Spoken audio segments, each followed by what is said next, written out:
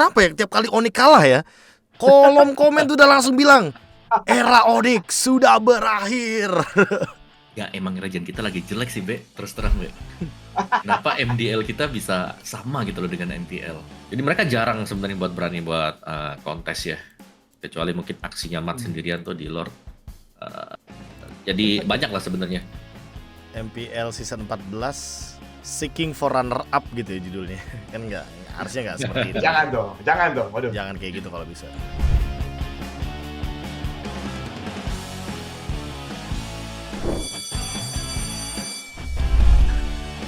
Follow Arashi jangan lupa tuh teman-teman.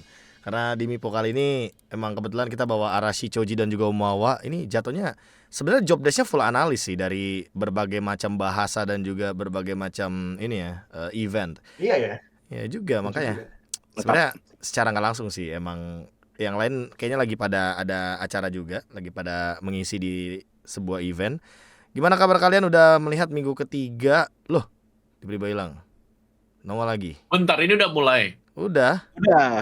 Ini orang mau kandid gila. Ini langsung aja, nggak usah pakai basa-basi gitu loh. Week 3 gimana nih? Apa yang kalian sukai dari week yang ketiga MDL atau MPL yang udah kalian lewatkan kemarin, terutama untuk progressive round ya? Kalau progressive round kayaknya menurutku nggak terlalu banyak yang bisa yang bisa diomongin. Paling nunggu pas ada beberapa tim yang udah mendekati kayak 3 win atau 3 lose, itu mungkin baru bisa diobrolin tuh. Tapi yang menarik di MDL minggu pertama ya, menurut gua ada 3 hal. Yang pertama, ini bau-bau Kagendra menjadi tim yang mungkin menjadi Bosku versi 2. Terus abis itu bangkitnya Jauhead dari meta. Oke. Dan yang ketiga mungkin minggu terpuruknya tim Liquid. Oh ya, oke. Itu bisa di highlight sih karena biasanya kalau kita ngelihat ada player yang mungkin baru turun dari MPL ke MDL kan biasanya dia lumayan bisa ngangkat ya di MDL-nya. Tapi sepertinya masih belum berlaku untuk Richie dan juga kebetulan ada King Gugun juga yang sampai hari ini kayaknya masih kesulitan untuk mungkin menyatukan chemistry sama Lucian Kitty karena Lucian Kitty juga kan pernah berkiprah gitu loh di MPL Singapura dan bahkan pernah menang gitu loh. Jadi ya menurut gue ini hal yang mungkin perlu di highlight juga. Kalau misalkan dari Arashi apa nih yang mau di highlight dari week yang ketiga nih sebagai pembuka kita? Di MDL, MPL, terserah. Di MPL sih kayaknya lebih ke itu sih, kayak rookie-rookie yang baru masuk tuh pada kayak naik semua gitu loh. Dan pastinya Geek Fam yang awalnya tuh sampai fan Geek Fam yang paling ketat tuh, yang paling keras tuh Shevin kan. Dan dari kemarin tuh frustrasi banget tuh, kayak Geek Fam kenapa jadi begini, gila, oh my god gitu.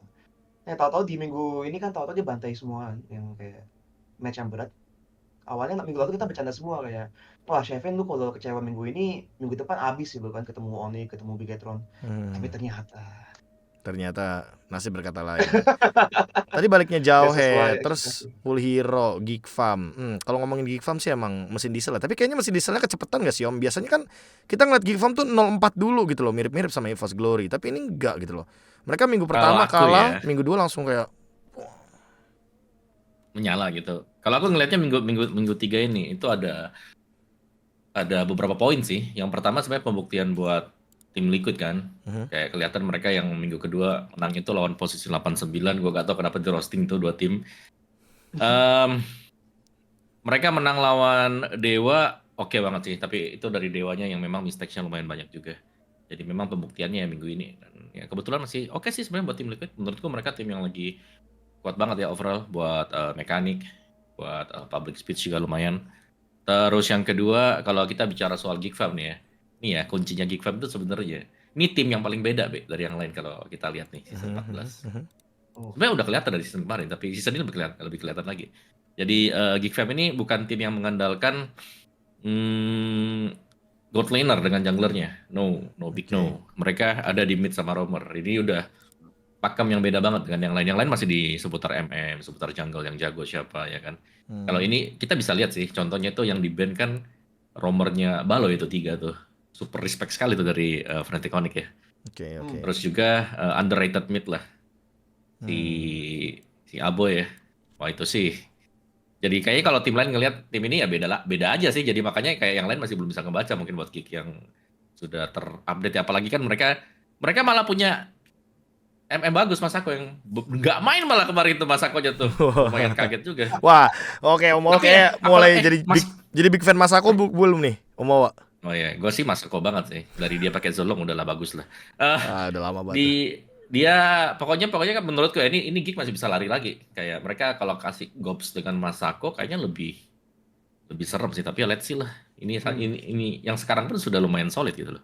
Gobs Masako ya. Gobs Masako berarti menandakan kalau emang level MDL kita season lalu, ya kan, di season yang ke-9, itu berarti udah berada di level MPL. Nah, mungkin dengan orang yang berbeda tapi pertanyaan yang sama. Jadi sebagai pembuka atau menu utama kita ini adalah dengan pertanyaan yang mungkin harus kalian jawab. Jadi yang turun itu atau yang naik itu emang player MDL yang lagi naik, ya kan? Atau emang player MPL yang stuck atau MPL-nya yang emang lagi turun aja gitu loh. Makanya tiba-tiba player-player MDL sekarang kayak terlihat tuh bener-bener udah lebih nyaman ketika beradu skills, beradu panggung sama anak-anak MPL. Arashi Siapa yang mau dulu. jawab duluan? Arashi atau Choji? Gue bisa jawab sih, tapi Nah. duluan lah. Choji dulu. Siapa dulu nih? Choji. Aku dulu. Omawa. Boleh. Siapapun. Sebenarnya gue bisa jawab dengan pertanyaan sih. Oh. Itu bukan menjawab, namanya bertanya, Bang. Iya, enggak, maksudnya Pertanyaan dan pertanyaan aja Choji. maksudnya gini loh, kayak Coba. udah berapa lama sih kita ngelihat adanya player yang bener-bener dari free agent atau dari Filipina, yang kebanyakan tuh sekarang bener-bener ngebibit-bibitnya tuh dari MDL. Dulu tuh cuman kayak one time only, kayak contohnya kayak dari Tas, Sujin, Versik, Albert gitu, but that's it. Sekarang even dari tim yang saat itu saya bukan yang di MPL pun, dari Bos King Gugun, Bani Cutie, iya masih banyak lainnya, Gops juga segala macam, naiknya kemana gitu loh. Dan mereka sudah memperlihatkan value mereka sebesar apa gitu kan. Richie yang udah lama di MDL gitu kan, tinggal ya mungkin ada beberapa bibit lainnya yang ada di MDL juga, kayak nggak usah jauh-jauh, sempat gue denger dari Mipo minggu lalu juga, Speechless yang ya dari segi skill juga oke gitu loh. Jadi menurutku ya ini lebih ke arah MDL works untuk di Indonesia, sangat-sangat works untuk ngebuka bibit baru-barunya. Dan bisa dibilang ya namanya juga development, kayaknya lagi MDL yang naik banget. MDL yang naik. Oke. Iya. Arashi? Oh, gue ya. Kita sih di meja Inggris sempat ngomongin juga gitu kan.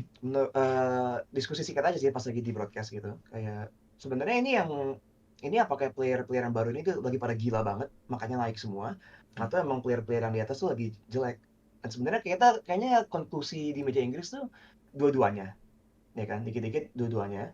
Dan karena emang selama ini kan banyak emang faktanya kan emang banyak player yang di MPL tuh kayaknya udah ada nama dan reputasi. Ada banyak pemain yang mungkin pas agak turun tuh dianggapnya kayak ya udahlah masih kasih kesempatan terus gitu loh. Ada kan pasti ada beberapa player yang kita ngerasa kayak wah agak turun ya, tapi masih oke lah gitu. Sedangkan mungkin di MDL lebih ketat gitu loh, lebih langsung gitu kan. Karena emang dari segi reputasi dan apa bilangnya, namanya ya nggak terlalu ke-highlight juga gitu. Relatif ya MPL ke MDL ya maksudnya. Jadi gara-gara itu baru-baru ini justru karena kita apalagi tagline buat season ini kan emang no excuses kan. Oh, itu dari bawah gitu. Kayaknya emang gara-gara itu tim juga banyak yang lebih berani buat kayak paling nggak eksperimentasi gitu kan. Coba cari solusi baru gitu loh.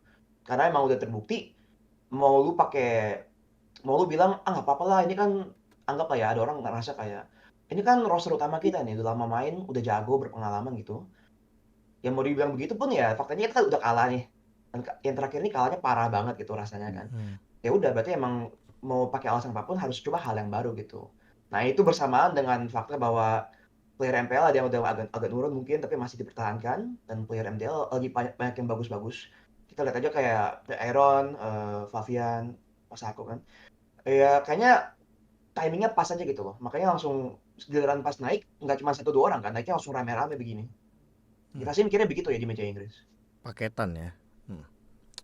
Dan faktanya kita di meja Inggris juga banyak yang nggak terlalu, ada beberapa orang yang nggak terlalu sering ngelihat MDL ya relatif. Soalnya kita kan emang nggak terlalu sering nge-cast buat MDL juga.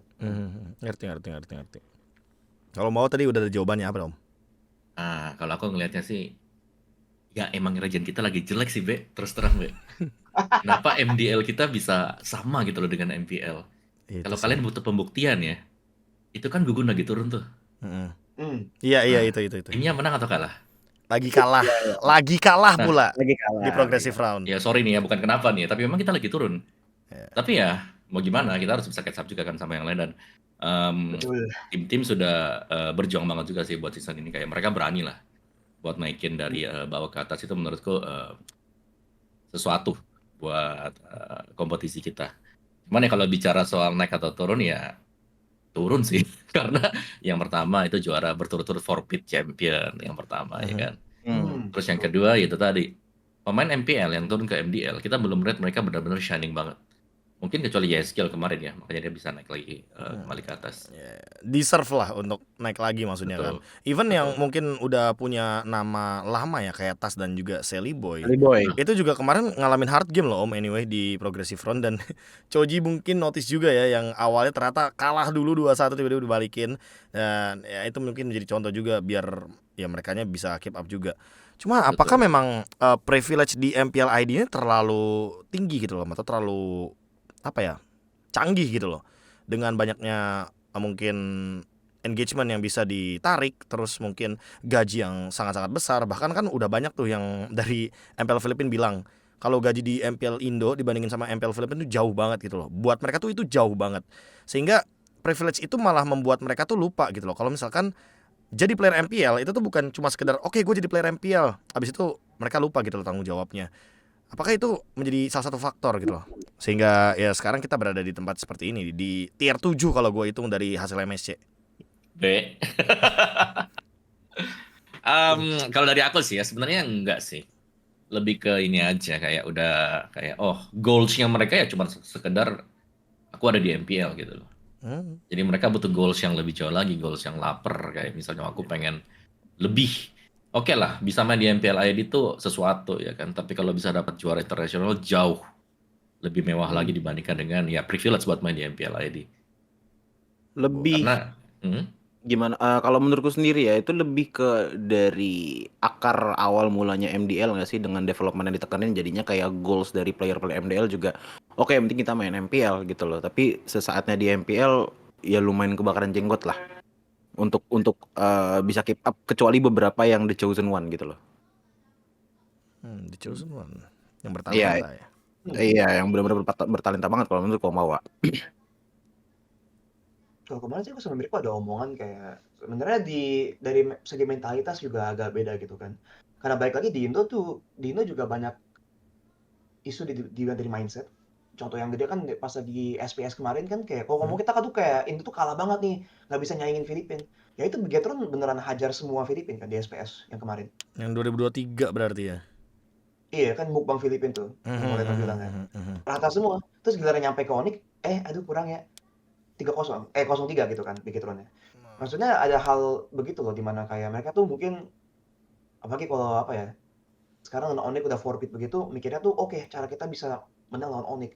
Onyxnya juga cara kita bisa stay on top gitu kan. Tapi jadinya terlalu fokus di in the now gitu, nggak mikir gitu kalau ntar ke depannya giliran udah masuk ke internasional ya persiapannya beda gitu kan. Faktanya tim-tim yang diketemu juga beda gitu. Oke. Ngomong-ngomong Itu internasional. kemarin itu kan, lu dengar nggak sih yang kata Coach Arcadia pas interview?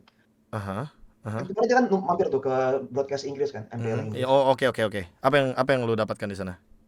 Nah dia bilang kan kita tanya juga tuh ke dia, berhubung ada orang yang baru juara tuh kan.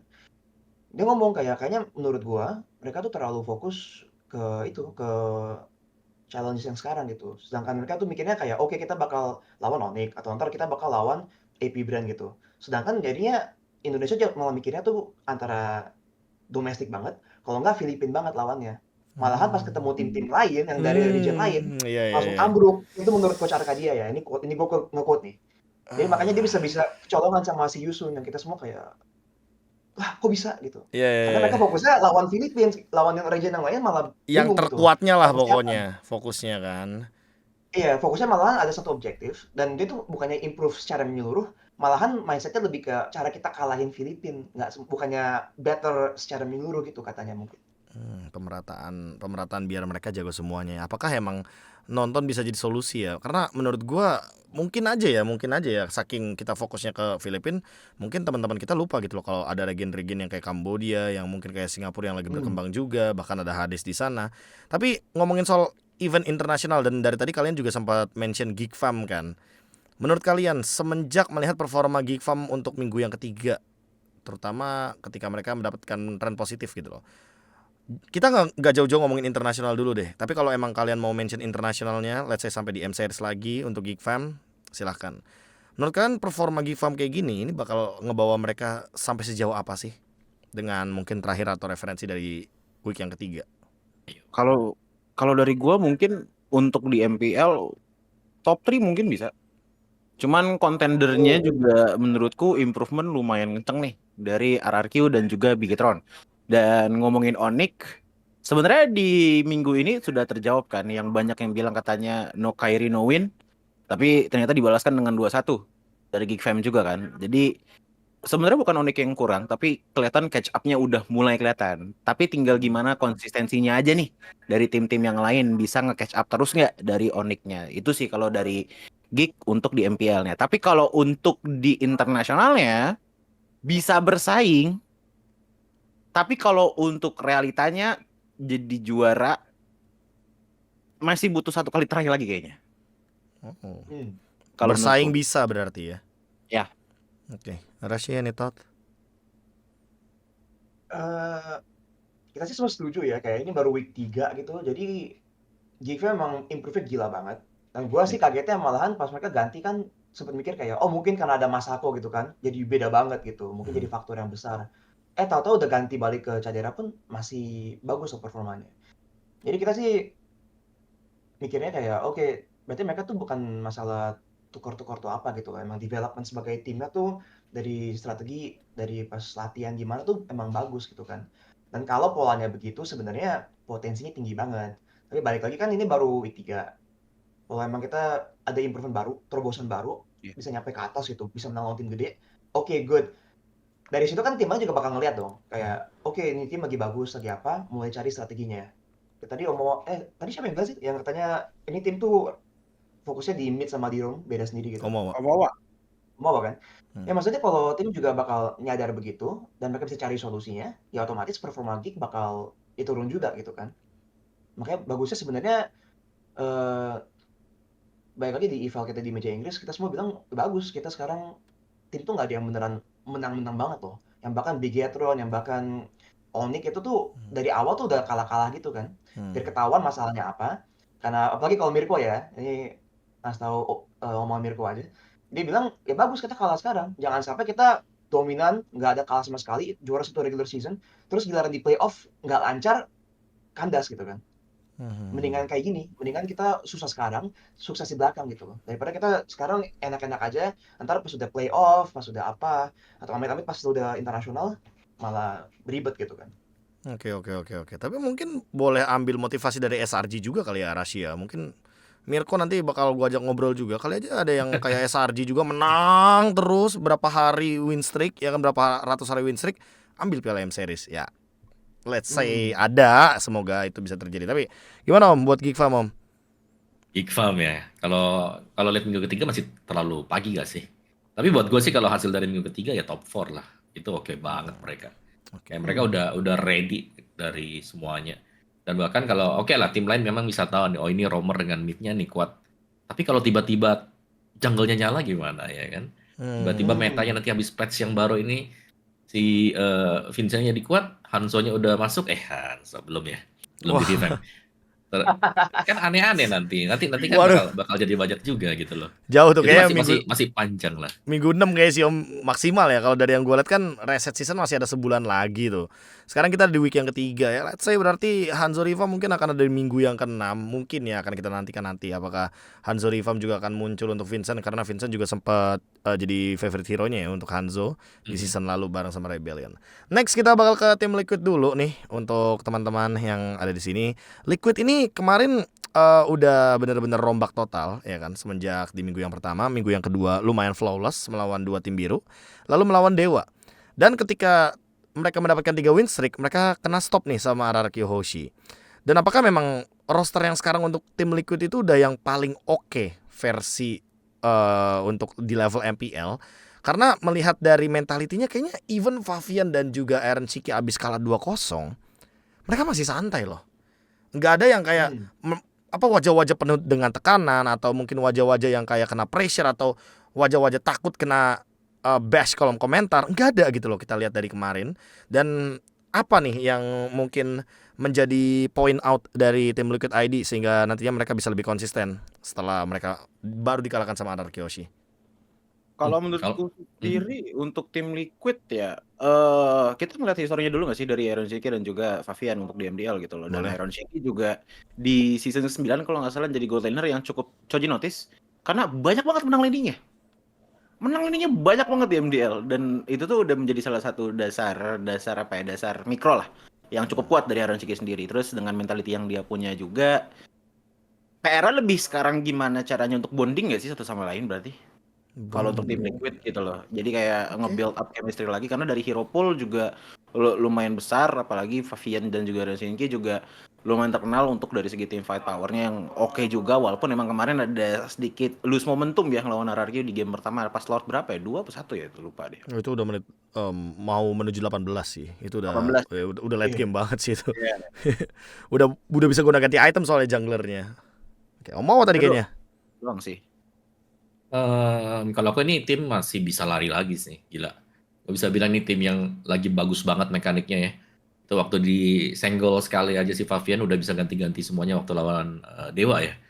Yang dia mau ditangkap dengan si Moeza, terus tiba-tiba Winter lah, terus bisa kabur dari sana. Itu banyak momennya dia buat Favian. Jadi ya menurutku ini oke banget.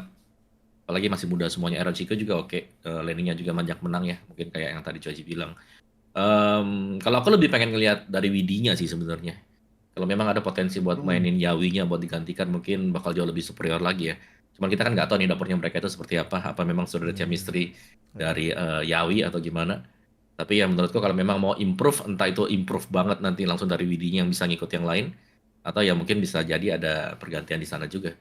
Karena ya mereka kan kayaknya memang satu paket juga sih. Tapi Widi sih kalau Chow-nya boleh-boleh sih. Emang tajam Ya, banget serem sih, buat serem. Chow-nya dia. Oke. Chow Widi garis bawah itu. Tim Liquid ya. Emang Aaron Shiki sih leading face ya. Emang kita kemarin sempat highlight banget juga sih. Dia kemarin pas lawan Skylar aja tuh masih lumayan ngelawan loh, paling nggak. Dan bisa menang, padahal dia match up-nya lawan Harit gitu kan. Secara teori Harit harusnya menang banget kan. Masih bisa bersaing dan kadang-kadang malah bisa menang trade gitu. Sempat bilang juga ini Aaron Shiki emang wah gede banget. Kalau dibilangin skillnya nggak menyampai MPL sih ya masuk akal ya bisa begitu. Jadi dia menurut gue emang udah bagus, tapi pertanyaannya balik lagi sama kayak Omawa sih. Kan harus ada Yawi tuh yang dipertanyakan. Kemarin tuh pun pas lagi di Dusun Review kan ditanyain kayak ini kira-kira ada kemungkinan nggak Yawi bakal balik, bakal join lagi gitu. Dan dibilang, oh tunggu aja waktunya. Jadi kemungkinan pasti masih ada, tapi pertanyaannya kan apakah kita mau cari mekanik tinggi, skill, star player juga, atau sinergi. Karena balik lagi kan kayaknya udah mindsetnya mulai berubah ya, jadi lebih ke sinergi, lebih ke apa buat banyak tim juga. Kita lihat banyak momen tuh yang kayak bukan player individu lagi gitu, pasti kayak momen yang dibikin dari usaha satu tim berlima. Jadi kalau emang sinerginya sepenting itu, biarpun Widinya nggak bersinar banget, menurut gua sih kalau satu tim tuh 5 orang semuanya star player, kadang-kadang malah bakal rusuh gitu kan. Justru kalau lu punya satu orang yang mindsetnya tuh lebih ke, oh gue harus sokong nih, temen gue emang udah bersinar banget, udah jago banget. Ini kalau gue sokong, kita sebagai tim bisa lebih sukses. Sebenarnya ada rumor begitu tuh nggak masalah juga. Jadi emang pertanyaan sama kayak Omawa juga sih. Kira-kira nih di dapurnya gimana gitu kan? Apakah mereka emang lagi merencanakan, cuma lagi nunggu waktu aja buat balikin Yawi, atau emang mereka mau build-nya dari sini aja gitu? Build ya. Tapi kalau ngomongin emang historinya tim Liquid ya yang sebelumnya adalah Aura, emang dia punya histori untuk nge-build pemain-pemain kayak gini sih emang. Makanya kan sempat dibilang Aura Shop kan. Karena emang pemain bagus dikit dibeli, pemain bagus dikit dibeli. Ya, jadi sangat-sangat wajar kalau seandainya memang ya mungkin tujuan dari Liquid sampai sekarang memainkan Widi adalah ingin nge-build player agar nanti ini special notes juga loh buat Senda Lucas dan juga buat ini ya buat Facehager. Awalnya gue waktu week 1 itu agak sedikit skeptis. Ini kok draftnya minim banget gitu loh buat tim Liquid ID. Ternyata di playernya. Ketika di week kedua, week ketiga ganti player, itu draftnya langsung kaya banget sih. Itu Sendeluka sama Vesager kayak bener-bener kebantu banget sama kehadiran dari player-playernya yang ternyata hero poolnya kayaknya bener-bener nggak ada batasan. Ya, let's see nanti akan ada kejutan seperti apa lagi dari tim Liquid. Ngomongin tim di bawahnya Liquid, ada Alter Ego sama EVOS yang kebetulan kemarin sempat bertemu. Ngomongin draft, mereka juga draftnya cukup oke lah, ngeluarin banyak hal. Chow XP, Hylos XP, Jauhead Roamer, lalu Bane Jungler juga. Tapi kalau menurut kalian apa sih masalahnya dari Alter Ego dan EVOS Glory ini? Apakah masalahnya di komunikasinya, decisionnya, eksekusinya, atau jangan-jangan di objective rate-nya? Karena kalau by data, emang objective rate mereka lumayan drop banget loh di season ini dibandingkan dengan beberapa season sebelumnya. Kalau menurutku sendiri dari Alter Ego ya, hati-hati dah kalau ada Nolan ke tangan Nael. Ingat kemarin waktu stream di MPL, gue inget banget itu Bang KB bilang 9 menit 19 ya kalau nggak salah ya, level Iya. 15. Itu kalau untuk objektif farming sih bakalan power banget ya dari Nael, apalagi kalau pakai Nolan yang emang tipikalnya fast farm juga gitu loh. Cuman yang menurut gua jadi satu struggle-nya Alter Ego, kadang nggak ada pagar nggak sih buat team fight, buat overcommit gitu loh. Kayak sekalinya overcommit banget tuh kayak langsung jadi turning point yang gede gitu loh buat lawan. Jadi menurut gua justru kekurangannya dari Alter Ego tuh bukan dari segi pacing mereka, laning mereka, tapi segi bagaimana mereka nge-handle owning powernya mereka. Pasif AE gitu maksudnya? Iya. Oke, berarti masih ada, cuma beda versi aja ya, beda versi aja ya, beda versi. Beda Oke. versi itu sih kalau dari Alter Ego menurut gua. EVOS? Kalau dari EVOS gimana ya? ada first win lah seenggaknya untuk di minggu ketiga kan yang enak banget lah ngelawan Alter Ego. Cuman kalau untuk EVOS sendiri susah sih ya. Kalau dilihat dari player-playernya juga udah emang player-player veteran juga gitu loh yang udah terkenal juga. Tapi jujur menurut gua setelah tidak adanya tas agak crisis identity nggak sih sama EVOS di regular season ya kita ngomonginnya ya. Kita ngomongin di regular season karena kan ya mereka season lalu kuat banget tiba-tiba kan di playoffs kan. Cuma kalau untuk regular seasonnya juga ini jadi kayak hal yang cukup sudah lumayan kita lihat nggak sih dari season lalu. Oke, regular season Bisa aja genap bawa lagi ya. surprise iya bisa aja bawa surprise mungkin nanti pas di playoffs gitu loh. Gue nggak bakalan bilang EVOS itu kurang banget di season ini enggak karena dari season lalu ya kita ngeliat gimana jumpingnya dia dari regular season yang 4 ya nih kalau salah posisi 4 apa 5 ya. Itu ya dia dari posisi 4 dan 5 lah. Maksudnya placementnya Iya. tuh untuk bracket yang kedua ya urutannya. Oke. Arashi Jumpingnya di atau playoffs mau? mungkin. Kalau gue sih buat Alter Ego rasanya tuh mereka tuh dari dulu emang early game itu ada potensi kan, emang tim yang agresif banget dan selalu fight banget. Gue sih ngeliatnya mereka udah mulai bisa rotasi, dalam arti mereka kadang-kadang tuh ada game yang fightnya nggak terlalu banyak tapi masih megang kontrol gitu kan. Menurut gue tuh udah improvement banget dari Alter Ego. Tapi menurut gue mereka tuh kalau game plan-nya nggak jalan, kelihatan agak panik gitu loh. Opini pribadi ya nih. Jadi kalau mereka contoh harusnya early game menang. Nah kalau ternyata early game yang nggak lancar atau kurang lancar, kelihatan banget kayak waduh gimana gitu. Kayak kurang pengalaman plan B gitu loh. Kurang pengalaman kayak rencana tuh nggak berjalan sesuai ekspektasi gitu. Jadi kadang-kadang banyak momen yang mereka kayaknya agak panik gitu kan. Tapi selain itu menurut gua dari draft udah agak lumayan. Baik lagi kita ekspektasi tinggi ya ke Coach Aldo kan. Dulu kan dia emang kalau ngedraft tuh agak gila sendiri gitu. Jadi kita sih sebenarnya masih nunggu-nunggu gitu loh. Ada nggak sih kayak draft-draft lain yang bakal lebih gila lagi. Jadi Alter Ego sih menurut sementara masih belum kelihatan top banget, tapi udah ada arahnya lah ya. Udah lumayan kayak ada trajektori suksesnya gitu. Kalau buat EVOS sama, justru kayak dengan baliknya AG ya. Itu kemarin pas di meja itu highlight banget kayak wah dengan adanya AG, draftnya katanya udah lebih ada pikiran, lebih licik juga ya. Kadang-kadang lebih ada ide-ide gitu, cara dia ngejebak di drafting phase, cara dia nge-counter di drafting phase juga. Tapi emang balik lagi dia baliknya baru bentar banget kan AG. Nah, tapi dari pas balik itu aja kita ngeliat kemarin tuh pas drafting yang mereka keluarin Natko kan, Natko terus pakai Brody, terus kayaknya tuh apa ya dari semua game plan dari musuhnya itu mereka ada solusi loh. Di split push mereka tahu cara lawannya. Di team fight tuh kalau super carry-nya lompat ke belakang juga mereka tahu cara buat berhentinya gitu kan. Hmm. Jadi menurut kita tuh udah banyak potensi. Tapi balik lagi karena AG baru banget, belum terlalu kelihatan. Tapi dari segi mindset pas masuk ke Line of Dawn-nya sih udah lebih ada apa ya? Lebih banyak pola lah.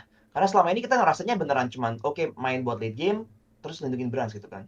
Oke. Terus kemarin pas masuk Annabelle, oke, kurang lebih sama tapi ada Annabelle. Rasanya begitu. Sekarang lebih kelihatan kayak kemarin tuh tahu-tahu Natko-nya bisa apa ya, lebih agresif, lebih carry di lane juga gitu. Nah, kalau itu bisa dikembangin lagi, jadi timnya bisa lebih fleksibel juga. Nah, berarti tim-tim yang selama ini mungkin mandang EVOS tuh kayak, oh asal kita pegang gold lane-nya beres gitu kan. Udah nggak bisa lagi. Dan kalau emang bisa begitu, menurut gua lumayan berpotensi lah EVOS. Ya, kalau aku sih ngelihatnya alter ego ya. Alter ego ini mereka masih belum ada chemistry yang pas banget sih. Sebenarnya dari match win mereka di minggu pertama juga kan masih misteri ya, karena waktu itu Geek juga lagi panas-panasnya mungkin ke bawah suasana. Jadi bisa dipanis waktu mereka main agresif. Tapi kalau kita lihat di minggu yang kedua kemarin ya, hal yang sama dibawakan, mereka masih kalah juga. Jadi untungnya nih ya di minggu yang ketiga mereka ngebawain ya sesuatu yang baru. Itu ada di draftnya kan, Povius dipakai tiba-tiba keluar juga. Nah, menurutku itu yang jadi faktor pembeda. Karena kalau mereka mainin hero draft yang sama dengan lawannya, tapi mereka gak ada chemistry satu sama lain, mereka jauh tertinggal dibandingkan dengan tim yang lain. Jadi kalau mereka bisa fill in satu atau dua hero yang mengejutkan gitu dan lawannya juga gak bisa bereaksi, itu mereka bakal main di zona netral mereka.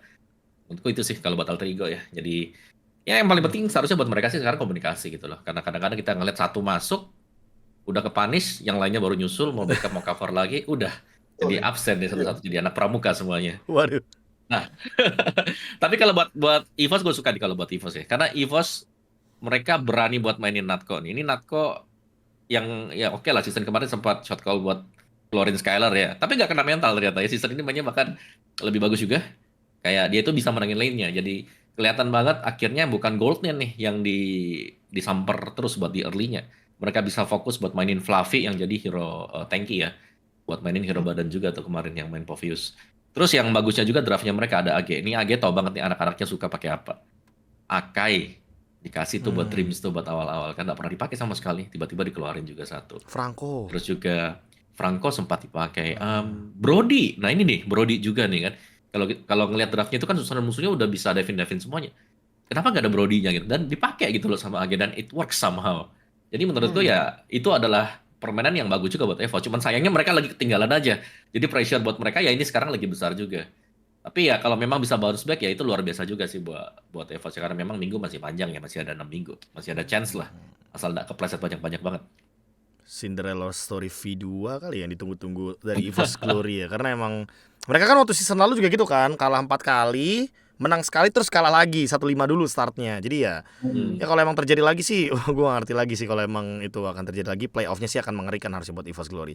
Tapi betapa ironinya ya kalau tadi pas Om mau bilang soal alter ego tim yang terkenal dengan kekeluargaan, tapi emang terlihat dari mid dan juga roamernya nggak ada koneksi sama sekali. Itu kayak bener-bener real ironi gitu loh. Tim tanda kutip kekeluargaan kurang chemistry, kayak itu nggak seharusnya terjadi nggak sih? Apalagi kemarin oke lah alter ego dapetin poin gitu loh, dan sempat kecurian poin juga, kecurian poinnya lawan EVOS dan dapetin poinnya melawan Rebellion Esports. Pertanyaan gue sekarang lebih langsung aja jujur gitu loh, ini alter ego dapetin poin emang karena lawannya Rebellion yang lagi tanda tanya besar atau gimana gitu loh? Dan apa yang harus dilakukan Rebellion nih teman-teman untuk mungkin menunggu sekitar 6 minggu ke depan lebih tepatnya? Wah, kalau dari aku sih AE juga malah kecolong satu game kan kemarin ya sempet ya. Tapi sebenarnya ya nggak masalah sih. Ini memang ya menurutku sih AE ya itu tadi mereka masih tetap harus lebih try hard lah, karena ya mereka menang pun ya 2-1 itu pun atas Rebellion yang belum pernah menang ya. Tapi ya kita kesampingkan dulu nih AE nih, kita udah bahas banyak nih. Kalau kita bicara soal Rebellion, ini kayak mereka udah hilang jati diri banget sih, Be. Kita nggak ngeliat Rebellion dari season kemarin yang kita respect banget. Oh ini Rebellion nih, Loyi nih harus di-ban. Loyi wajib di-ban. Ini udah nggak sama sekali, udah benar-benar beda juga. Jadi semuanya udah kelepas. Terus jungler juga kebaca terus kan. Power pick-nya di Hayabusa. Kalau Hayabusa di-ban atau diambil juga, ya tetap ini. Kalau kalau mereka dapat Hayabusa, mereka masih tetap bisa kalah. Kalau nggak dapat apa lagi gitu loh. Lebih Hmm. sering ke pressure. Terus kalau kita lihat Rebellion, mainnya season ini lebih takut. Pelan banget mainnya. Jadi KDA-nya mereka juga rendah gitu loh. Kayak mereka 2 berapa, 3 berapa gitu. Hmm. Terus end game time-nya juga cepat banget. Jadi mereka jarang sebenarnya berani buat kontes ya. Kecuali mungkin aksinya Mat sendirian tuh di Lord. Eh, jadi banyak lah sebenarnya. Banyak momen atau banyak tempat yang harus diperbaiki dengan Rebellion juga sekarang. Ya kita nggak bisa pungkiri, men. Ini tim lagi caur Bawah. mayur, Lagi men. butuh semuanya lah pokoknya Om ya. Semuanya ini Lagi butuh kayak bantuan, lagi butuh ini, butuh itu. semua deh, semua. Mungkin kecuali Cars ya. Cars sih masih menurut gue masih paling oke banget sih Iya sih. buat di Rebellion. Tapi buat lini yang lainnya ini harus lebih kuat lagi, apalagi mulai dari awal ya. Apalagi ini kan kita tahu nih meta sekarang, meta kalau udah snowball mau dibalikin udah susah. Udah Iya. kalah di early, udah gak ada pegangan, udah gelap tuh langsung tuh hutan gelap. Terus hasil juga jadi gelap semuanya. Iya sih, Gitu. kita season ini kayaknya ngelihat Swelo dan Audi yang benar-benar kalah lane tuh hampir di semua game loh. Gimana? Wah, sering banget. Gimana Rasi? Tapi itu ngaruh dari draft juga sih. Kayak kemarin apa ya? Kalau nggak salah dia bawa Grok sama apa gitu kan. Terus kita ngeliatnya Oke. kayak, oh udah bawa Grok ini bisa menang clear wave nih. Tapi lawannya tahu-tahu langsung pick Aurora. Gue lupa nih match yang mana ya. Tapi kayaknya banget Groknya maju, Power of Nature ke wave langsung disikat sama Aurora, HP-nya langsung habis sampai lebih di bawah setengah gitu kan. Oh. Jadi dari draft pun kadang-kadang udah kelihatan apa ya, agak bingung juga mereka lagi mau ngapain. Itu yang kita lagi pertanyain buat Rebellion loh. Setiap kali mereka main kita kayak, oke, lu orang lagi mau main buat gold lane, buat jungle atau buat apa? Mau manfaatin kayak winning mid lane, trio mid rotasi gitu. Kalau mau, kadang-kadang di drafting phase kayak ngambilnya nggak pas buat rencana begitu loh. Makanya jadi sering kalah lane jadi kalah roaming juga game plan yang harusnya tuh menang roamer gitu kan malah jadi nggak menang gitu kan. Terus kemarin tuh pas dia main Grok itu juga, dia berapa lama jadi cuman ngekor-ngekor doang ya? Audi kan emang orangnya maunya tuh agresif tuh, mau bikin play kan. Iya ya. Tapi awalnya dikasih Grok, terus dari draftingnya pun lawan-lawannya tuh nggak bisa dipunish sama Grok juga loh. Akhirnya kita ngeliat salah satu game Rebellion, gue lupa pas yang mana nih. Dia beneran satu full game, wild charge paling cuma 2-3 kali doang, total gitu loh. Kan gila kalau kita mikirnya seorang Audi CS yang mau bikin play gitu kan. Jadi sebenarnya kita mau pertanyakan sinerginya gimana gitu. Kita lihat ada play dari Cars kan, Cars masih ada bikin play, Swelo juga bisa ada momen gitu. Tapi secara seluruh setelah satu tim tuh kayak momennya tuh kayak nggak sinkron gitu. Nggak kelihatan kayak oh mereka tuh beneran lagi mau contoh menang fight di Lord, terus ada momen menang fight gitu. Katanya beneran kayak oh lagi ngapa-ngapain, tahu-tahu ada momen. Tapi kayak emang momennya dipakai buat apa gitu kan. Iya.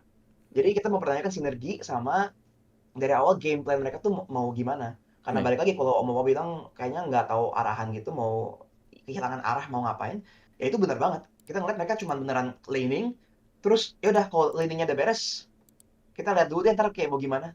Ya kan kalau lu di level MPL nggak bisa begitu kan. Ya nggak bisa reaktif doang kan jatuhnya. Nah, Iya. apalagi di meta sekarang yang ada metanya tuh assassin jungler, metanya tuh agresif kan, apalagi Johead baru balik. Lu kalau main reaktif ya lu cuma nunggu disikat doang gitu kan. Lempar. Nggak bisa bro, beneran nunggu musuh bikin move udah telat gitu. Udah hilang temen lu satu. Gimana Coji? Tapi Rebellion? kita nggak sih, Boleh. singkat ini, kayak kemarin lu orang kan nggak sih kayak si Dreams kan suka main, tadi ngomongin Franco kan, dia tuh suka bikin Winter Crown, lu orang tahu nggak kayak kenapa gitu? Oh, dia mau ulti terus Winter Crown biar dia nggak bisa di cancel. Kemarin kita di meja Inggris baru kayak nyoba sendiri, baru konfirmasi lagi loh kayak, oh ternyata Oh, bisa begitu. iya itu. Ini fun fact teman-teman ya. Ini fun fact kalau emang pada saat itu pas waktu itu Dreams pakai Franco Winter Crown itu di di ruangan Thailand itu lagi mempertanyakan dan gue bilang kayak ya emang sekarang Winter Crown bisa kayak begitu jadinya. Sama kayak lu pakai Blazing Duet Winter Crown. Jadi silahkan dicoba kalau emang kalian mau main Franco teman-teman. Coji gimana Rebellion nih? Butuh apa mereka? Sebenarnya nyambungin Jauhead sih tadi ya. Yang paling gue notice justru pas lagi lawan Alter Ego. Jauhead di game 3 kan dipakai ya, terus diresponnya pakai Tigreal sama Alter Ego. Wah, buyar itu. Masalahnya 2 game Alter Ego, Nolan dan Ael tuh nggak tumbang sama sekali. Iya. Dengan belasan berapa ya? Kalau nggak salah 14-17 menit kalau nggak salah dari game 1 dan juga game 3-nya ya. Yang bikin tuh kelihatan kayak bahwa ini Rebellion punya something yang nahan mereka untuk sampai 3 minggu pertama belum mendapatkan point match. Gitu loh. Mentok dapat game tapi belum ada point match yang didapatkan gitu loh, dan ya balik lagi ya kan, kita juga kemarin ngelihat ada beberapa percobaan dari Matt di hari Sabtu yang tiba-tiba pakai Spear of Destruction dapetin Lord. Di hari ketiganya ataupun hari Minggunya Spear of Destruction lawan 5 orang tiba-tiba entet. Nah, itu udah beda cerita lah. Jadi bisa dibilang lebih ke balik ke Om Mawa, maunya gimana? Kalau dari Rebellion, apa yang mau diraih? Gameplaynya seperti apa? Jadinya kelihatan seperti tim yang adaptif, bukan tim yang pre-plan. Gitu loh dari Rebellion. Mereka bakal menyesuaikan banget dengan lawan mereka gitu loh. Selayaknya lawannya mereka menyesuaikan mereka, tapi ya balik lagi menyesuaikan, bukan kelihatan seperti membuat planning benar-benar matang dari awal gitu ya, pengennya apa-apa gitu loh. Kalau menurut gue sendiri sih seperti itu ya kalau dari Rebellion, karena ya balik lagi di saat Ciko ditanya gameplaynya beda, ya jelas beda gitu loh, karena sejauh ini karena sempat kan kalau nggak salah Rebellion tuh dikatakan sebagai Kingslayer, lupa ya di kapan ya, season berapa ya? Di itu. season 12 kayaknya kalau nggak salah. Season 12 ya, tapi ya sekarang belum berkutik sama sekali. Ya kayak Buktinya. Kingslayer-nya udah langsung ke Geek setelah Iya. di season 12 itu. Dan kayaknya buat Rebellion, gue juga saran semoga early mereka bisa lebih hidup kali ya. Karena kalau misalkan ngomongin soal tim di Filipina yang emang udah hampir 5 kali nggak lolos playoff, ada TNC itu, mereka seenggaknya 10 menit awal masih ada game plan gitu loh, masih ada yang bisa dijalanin. Ini dari menit 5 benar-benar belum ada yang bisa dijalanin, dan kita nggak ngeliat apapun yang dibuat gitu loh sama Rebellion. Setelah kita ngomongin Rebellion, boleh kita move on ke atasnya Geek Fam, itu ada Dewa United Esports. Apa nih yang diperlukan sama Dewa biar mereka tuh nggak panasnya di early season doang? Apa nih? Draft kah? Eksekusi kah? Dewa ya. Kalau Dewa sih kalau buat gue mereka tim yang oke sih. Tapi masih di batas oke ya, belum terlalu melampaui juga. Padahal aku berharap ya kalau kemarin mereka menang dari TLID, itu mereka udah melampaui pencapaian mereka dari season yang kemarin ya kan, yang dimana mereka cuma menang di minggu awal. Tapi ternyata masih ada kalahnya juga nih mereka buat di minggu kemarin. Dan ya mereka juga menang cuma dari RBL ya. Jadi kayaknya ini Dewa mereka masih butuh sesuatu sih, kayak ya sama komunikasi dan chemistry. Berapa kali kita melihat Mueza maju ke depan, follow up-nya memang ada di belakang terus gak dapat. Terus juga Ray overdrive pakai link terus tiba-tiba kena tabrak turret. Nah, kayak gitu-gitu sih. Kayak mereka tuh lebih sering buat kontes tapi kontesnya tuh bukan di tempat yang benar gitu loh. Kayak terlalu overextend lah di daerah musuh atau mungkin dari landingnya yang udah jalan dan gak terlalu rapi tapi mereka masih tetap paksa tim fight. Di sana doang sih kalau Dewa. Kalau yang lainnya mah masih Dewa sih sebenarnya kontestan kuat juga. Cuman ya belum kelihatan aja gitu loh. Kayak masih cari jati. Ya cari identitas lah. Kalau TLID dengan Geekfam mereka udah hampir ketemu kan. Kayak kita udah ngeliat ini ada potensi banget nih buat ke playoff. Kalau dari Dewa mereka masih butuh satu kali lagi lah, satu komunikasi deh, pokoknya satu suara dah kalau mereka dah. Berarti lumayan terancam ya Dewa ya, walaupun urutan mereka ada di atas dari Geek Fam dan juga tim Liquid ID. Gimana Rasi? Kalau aku sih bilang iya sih. Serem. Iya, menurut gua malahan timingnya juga agak beruntung buat mereka juga gitu kan. Ada banyak tim yang mereka ketemu tuh pas lagi apa ya, belum ketemu solusi juga. Dan mereka sebenarnya menurut gua udah improve banget. Terus ya Muezanya tuh kelihatan banget ya, kayak balik lagi kita highlightin player-player yang baru naik itu ya. Muezanya lawan tim yang gede pun kayaknya kalem-kalem aja gitu kan, bikin play aja. Ya, menurut kita tuh impresif banget. Jadi menurut gua tuh mereka tim yang alat-alatnya udah ada gitu. Oh, rumor buat playmaking ada, mid lane bisa begitu ada gitu kan. Tapi emang belum ketemu mungkin kayak strong point mereka, apa yang mereka bisa underin banget, yang mereka yakin tuh bisa bahkan maksa buat tim lain respect ke mereka gitu loh. Di saat itu sih mereka tuh tim yang oke, tim yang standar gitu, nggak di bawah standar.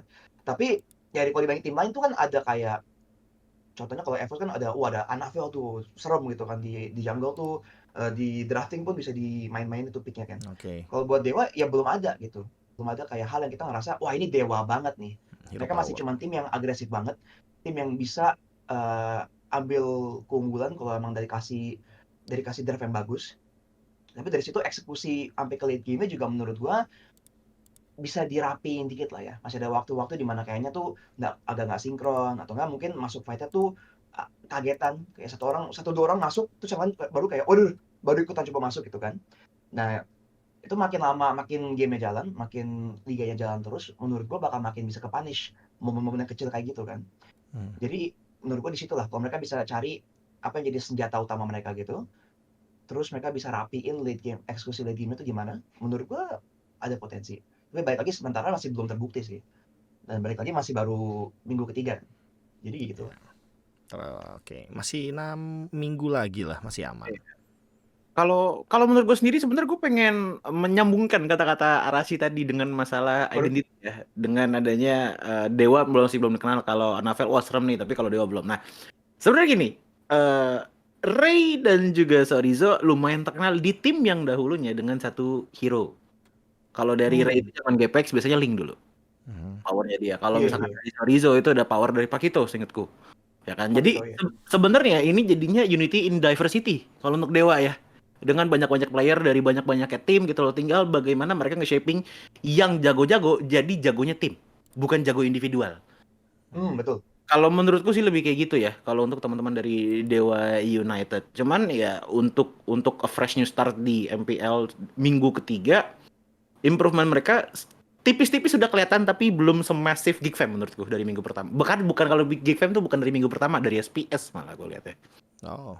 Tapi Jauh kemarin tuh baru bahkan. ganti, Iya, mereka kalau baru Geek Fam ganti set. Golden kan kemarin. Iya, Azura. Azura Iya, ya. Menurut orang gimana tuh Azura? Kayaknya butuh waktu nggak sih? masih Masih masak standar sih. standar aja kan. Masih Iya, masak. iya, iya. Kalau Kayak sih Kita masih sempat kaget bagus-bagus juga aja di sih. Inggris. ya malah gue Kayak, lebih ngeliat powernya tetap ada di Watt sih kalau ngomongin power ya.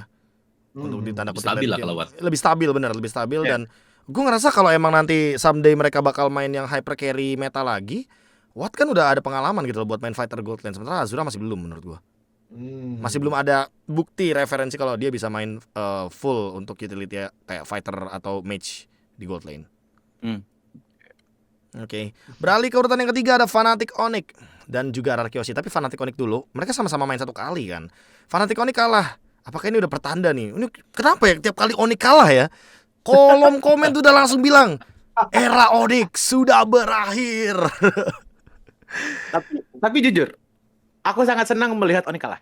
Bukan karena senang Onyxnya lagi kalah, tapi senang karena ya balik lagi kayak yang tadi, catch up dari tim-tim yang lain tuh udah mulai kelihatan, walaupun masih terlalu early sebenarnya untuk bilang catch up-nya udah mulai kelihatan, karena ya sekarang Onyx udah lumayan kerepotan lah dan sudah menjawab juga beberapa pertanyaan dari minggu lalu, apakah Onyx tanpa Kairi nggak akan pernah menang, dan terbukti ya kan kemarin untuk lawan Geek Fam kalah juga gitu kan, dan lawannya juga ya bisa dibilang ada campuran beberapa player MDL juga gitu, walaupun di Onyx juga ada MDL kan dari Lutfi-nya juga, tapi ya terbukti bahwa Kairi bukan segalanya kalau dari Onyx.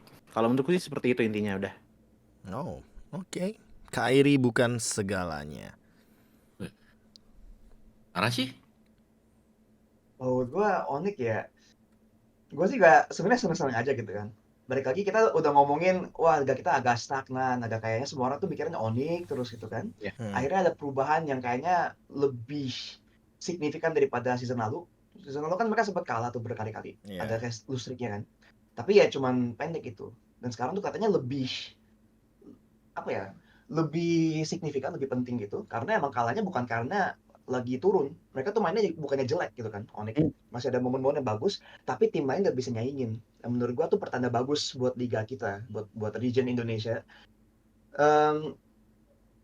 Tapi gua apa ya? Gua ngeblank lagi.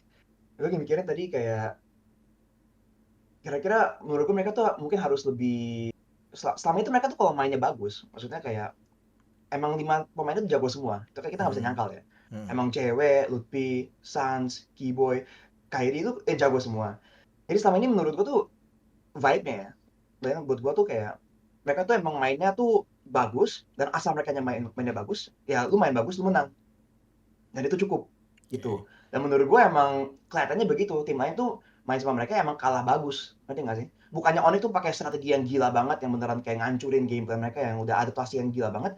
Mereka emang udah lebih jago aja. Kita sampai sering ngomong gitu, oh Onyx ini pakai draft yang jelek pun bisa menang lawan tim-tim lain di MPL ID. Nah itu kan harusnya nggak gitu, ngerti nggak sih? Kalau ngomongin kompetitif ya. Akhirnya sekarang menurut gue mereka dengan performa yang begini, menurut gue nggak jelek-jelek banget. Tapi mungkin mereka bakal lebih tertuntut buat bisa cari, harus lebih apa ya, lebih PR gitu loh. Oh kita lawannya siapa, mereka mainnya siapa, harus kita perhitungin gitu kan. Kayak draftnya mau gimana, sekarang beneran harus mikir, harus lebih strategis loh buat melawan tim-tim spesifik itu. Dan menurut gue itu bagus, karena kita makin gedein skalanya, makin ntar mereka tuh ke internasional, ketemu Kambodia, ketemu Filipina, Amrik, whatever lah ya. Mhm. Mereka tuh bakal makin harus lebih sering begitu. Karena balik lagi mereka nggak bakal tahu gitu kan. Mereka kalau lawan tim yang di Indo kan sering ketemu, kurang lebih tahu gitu kan. Ya ntar kalau mereka lawan tim yang lebih jarang ketemu, harus lebih ada mindset begitu. Oh mereka tuh jagonya apa nih? Cara kita beneran ancurin game plan mereka apa gitu kan.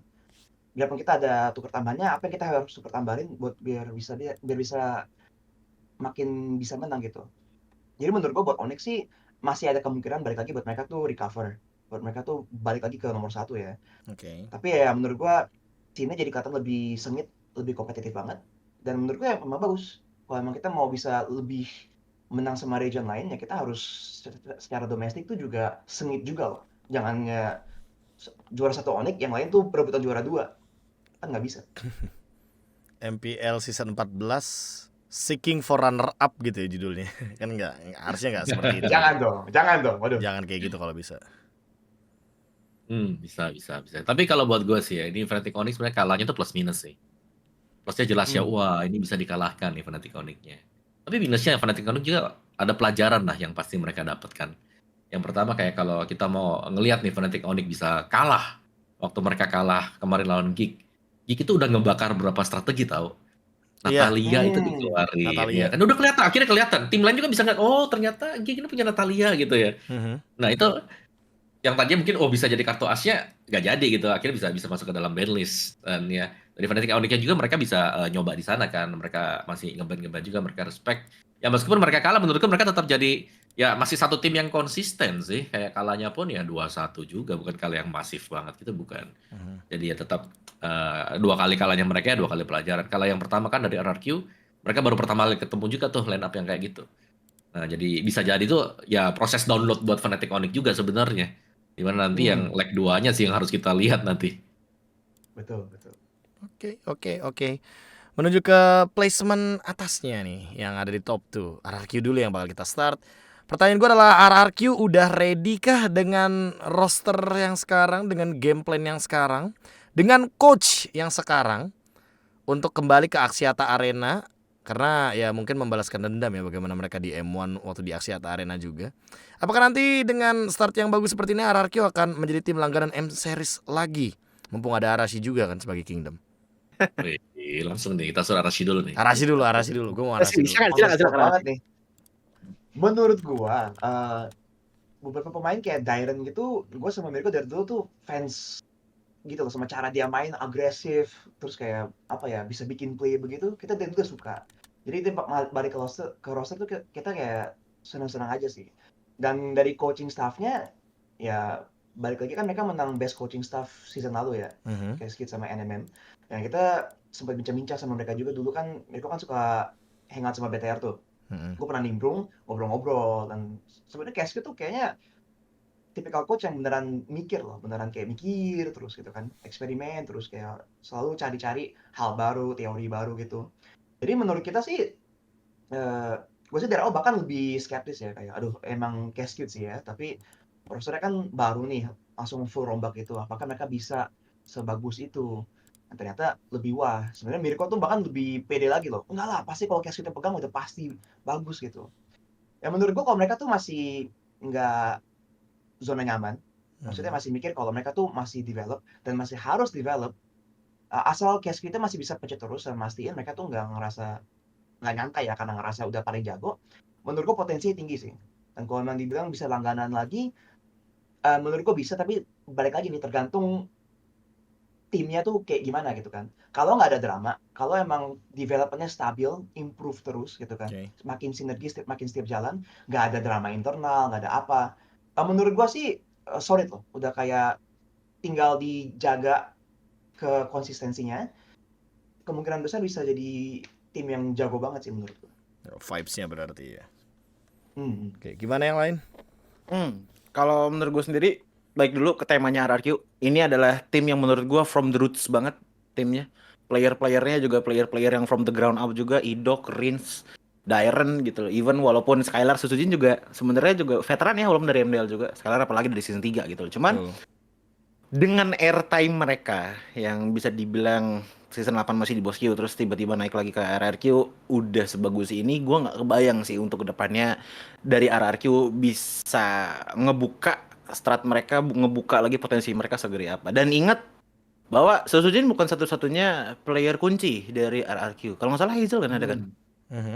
Oke. Iya, ada Hazel juga yang emang terkenal dengan power assassinnya gitu loh. Terkhususnya di arah Lancelot juga gitu loh. Jadi kalau mereka udah power banget dengan line up seperti ini yang ya faktanya airtime-nya masih belum terlalu panjang banget gitu loh. Terus masih ada satu player yang masih belum dilihat gitu. Kayak kalau untuk Gig Fam udah kelihatan nih, Masako udah kelihatan, Kadera udah kelihatan, kalau Hazel belum kan seinget gua.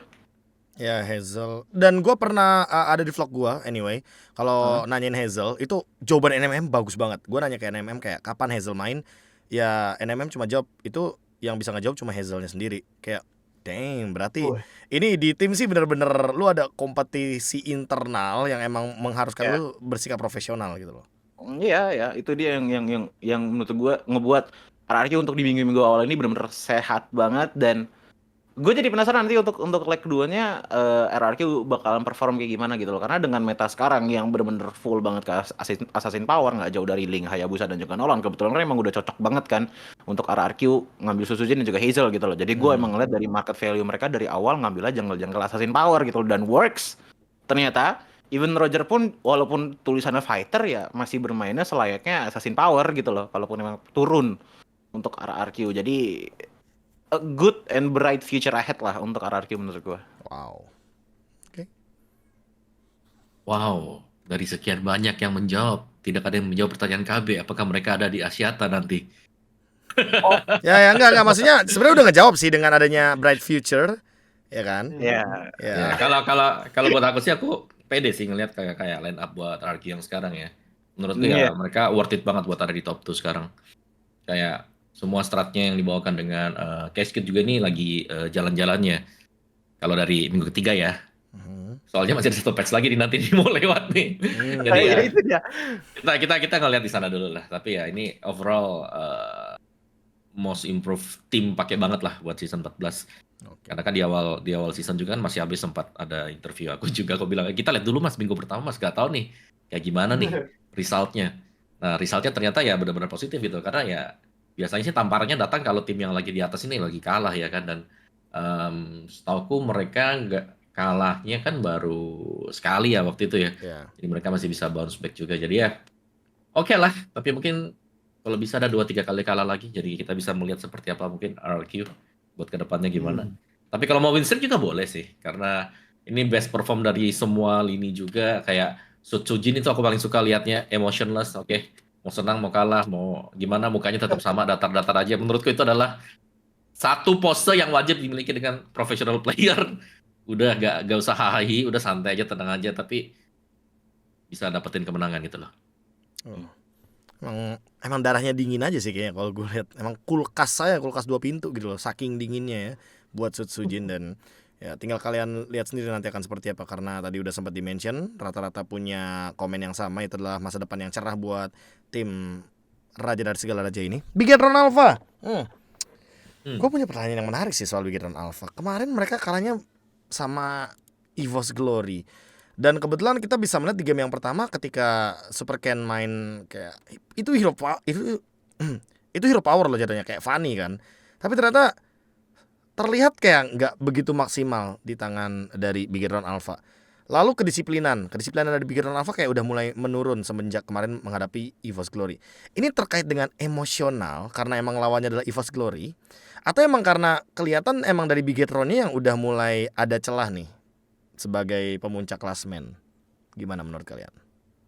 Kalau menurut gue sendiri ini udah menjadi salah satu weakness-nya dari top klasemen gak sih? Kayak fokus semuanya jadi ke lu semua gitu loh. Kalau dibilang celah, mungkin gue nggak ngomong ke arah sana, tapi mungkin yang gue omongin adalah target empuk. Mungkin. Karena ya kita bisa lihat lah bagaimana season lalu pun lumayan didominasi juga sama BTR gitu loh. Jadi mungkin banyak juga yang mempelajari bagaimana setup strategi dan juga segala macam yang dimiliki oleh BTR gitu loh. Ya kan, tinggal gimana aja caranya untuk dari BTR sebenarnya, bukan dari tim lain, untuk nge-keep up posisi seperti ini dan jangan sampai kejadian keramat yang ada di season lalu terjadi kembali. Kejadian keramat. Udah itu aja sih kalau Benar. menurut gua. Ya, babak playoff lah ya intinya goalsnya Wah. buat mereka. Hmm. Hmm. Dan yang paling penting playoff sih, bener. Buat Bigetron ya, aduh, menurut gua kemarin mereka kalah satu game sama EVOS itu bukannya mereka yang jelek, menurut gua tuh malah EVOS yang nunjukin. Yang kita tadi ngomongin kan kayak pas lagi ngomongin EVOS, kayaknya tuh draftnya lebih bagus, terus fleksibilitasnya dari segi siapa yang bakal nge-carry tuh lebih kelihatan. Menurut gua itu malah kelihatan banget di game yang EVOS menang itu loh. Karena balik lagi mereka tuh ngelepas Fanny, tapi ternyata udah ada strategi loh, kayak ntar ke mid game Fanny-nya cara kita bloknya gimana. Ntar di late game targetnya tuh rata-rata nggak ada yang bisa di one shot sama Fanny-nya kan. Paling cuman gold lane. Itu aja Brody gitu yang susah. Iya. Dan bahkan di final fight-nya yang gue inget banget, udah kayaknya udah digocek-gocek banget. Tahu-tahu pas dia beneran komit buat masuk, buat cari pick off lagi, langsung ke stun sama Brody juga. Jadi dari segi menurut gue itu EVOS nunjukin justru dari segi game plan dan cara buat ngalahin tim lain, mereka udah mulai mikir gitu loh. Ya paling nggak roda giginya jalan gitu kan. Tapi buat Bigetron menurut gue faktanya mereka tuh udah kena begitu, masih kalem, masih bisa adaptasi sampai akhirnya jadi 2-1 lagi. Hmm. Yang menurut gue nunjukin kalau mereka tuh tim yang di atas, tapi udah nggak kaget. Karena kita lihat dari kemarin talent predict juga kebanyakan Bigetron kan. Bigetron, iya. Semua orang kayaknya emang ngerasanya tuh, wah ini Bigetron banget lah, EVOS lagi turun kok, ya kan? Hmm. Nah terus ternyata dari perspektif Bigetron loh, kita tim yang lagi jago-jagonya, lagi di atas, lagi bagus banget, dapat hero comfort semua tuh kan. Kalau nggak seingat gue ya Super Ken dapat Fanny, seingat gue yang lain tuh juga hero signature semua tuh. Sampai kita kayak waduh.